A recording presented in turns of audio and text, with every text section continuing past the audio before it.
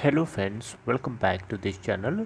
दोस्तों, इस वीडियो में हम लोग बात करेंगे Bharat petroleum corporation limited BPCL के लिए। लेकिन अपनी बातचीत को शुरू करें उससे पहले आपसे दो रिक्वेस्ट करना चाहूँगा। पहले रिक्वेस्ट कि अगर आप डीमैट अकाउंट या ट्रेडिंग अकाउंट ओपन कराना चाहते हैं तो डिस्क्रिप्शन बॉक्स में आपके लिए एक लिंक ड्रॉप किया गया है।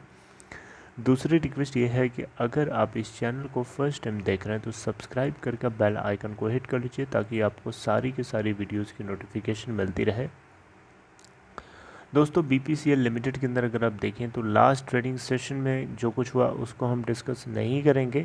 दोस्तों, एक सीधा सीधा क्वेश्चन आ रहा है दिमाग में कि बीपीसीएल का जो प्राइवेटाइजेशन था उसमें इतनी ढिलवाही क्यों हो रही है, यानी बीपीसीएल के प्राइवेटाइजेशन में स्लो डाउन क्यों देखने को मिल रहा है, इसके पीछे की क्या वजह हो सकती है।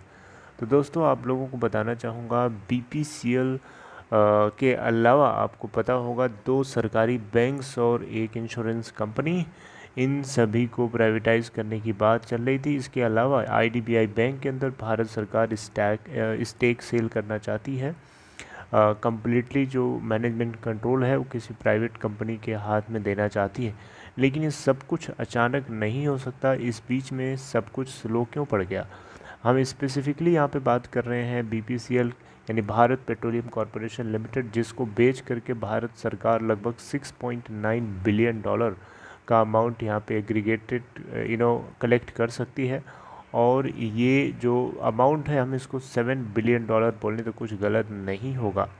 तो 7 बिलियन डॉलर का जो अमाउंट है, भारत सरकार कहीं न कहीं कोरोना वायरस के डिसरप्शन की वजह से जो इकोनॉमिक रिकवरी में स्लो डाउन है, या यूँ कहिए कि जो लॉस हुआ, जो फिजिकल डेफिसिट है बेसिकली, उसको मेंटेन करने के लिए सरकार जो है ये फैसला ले रही है ताकि इसको 6.9 बिलियन डॉलर का अमाउंट रेज होकर के मिल सके बीपीसीएल को प्राइवेटाइज करके। राइट। तो दोस्तों, अब यहाँ क्वेश्चन उठता है कि बीपीसीएल के प्राइवेटाइजेशन को लेकर के क्या कोई खबर है? दोस्तों, खबर क्या, यहाँ पे आपको पता ही होगा बीपीसीएल जब प्राइवेटाइज होना है तो यहाँ पे जो टीम है बेसिकली अभी भी इसको प्राइवेटाइज कराने के लिए पूरी तरीके से काम कर रही है। इंटरनल ड्यू डिलिजेंस चल रहा है, यानी यहाँ पे जो बिडर्स हैं, स्ट्रॉन्ग बिडर्स हैं, उनको यहाँ पे इस कंपनी के अंदर या इस बैंक के अंदर, सॉरी, इस बीपीसीएल के अंदर जो है जो वैल्यूएशन है बेसिकली उसके ऊपर एसेस करने के लिए ज़िम्मेदारी दी गई है और काम चल रहा है।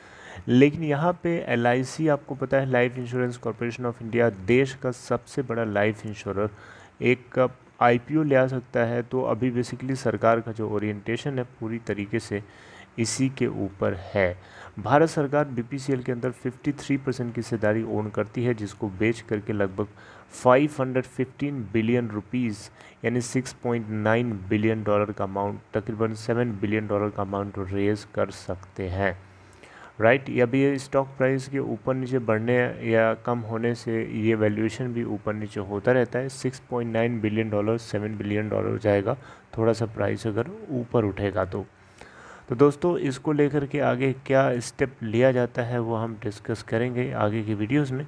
लेकिन आपको बताना चाहूँगा शॉर्ट में मिनी पॉइंट अगर इसका ये है कि बीपीसीएल को प्राइवेटाइज करने के लिए भारत सरकार पूरी तरीके से तैयार तो है, लेकिन अभी इस बीच में एलआईसी के आईपीओ के आने की तैयारी सबसे ज़्यादा है। इसलिए थोड़ा सा ये जो प्रोसेस है प्राइवेटाइजेशन का, थोड़ा सा इसके अंदर हमें स्लो डाउन देखने को मिला है। दैट डजंट मीन कि इस पूरे प्रोग्राम को इंस्टॉल कर दिया गया है, ऐसा नहीं है। इंटरनली काम चल रहा है, जो वैल्यूएशन है, जो बिडर्स है, ताकि जो शूटर्स है बेसिकली वो एक पोटेंशियल बिड पाने के लिए पूरी तरीके से वैल्यूएशन करने में अभी भी लगे हुए हैं। कुछ लोग डिविडेंड के लिए बार बार बोल रहे थे। तो दोस्तों देखिए, मार्च 25, 2021 ये एक्स डिविडेंड डेट थी और परसेंटेज ऑफ डिविडेंड इस कंपनी ने 50% तक देने की बात कही थी। इससे पहले इन्होंने फरवरी 17, 2021 को 160% का डिविडेंड जो है देने की बात कही थी।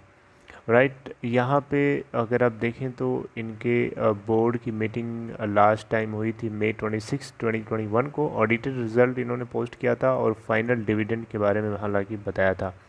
तो दोस्तों डिविडेंड को लेकर के आगे कुछ अपडेट आएगी तभी मैं आपको बताऊंगा, अभी ये पुरानी बातें हो गई। अगर हम नेट प्रॉफिट की बात करें तो मार्च क्वार्टर के अंदर इस बैंक को बहुत ही बढ़िया शानदार प्रॉफिट हुआ था 10,206 करोड़ रुपए का। और रेवेन्यू के अंदर टॉप लाइन के अंदर भी बहुत बड़ी जंप हमें देखने को मिली थी। तो दोस्तों इतना ही इस वीडियो में। I hope you like this regarding BPCL। If like this content please give a big thumbs up and take care.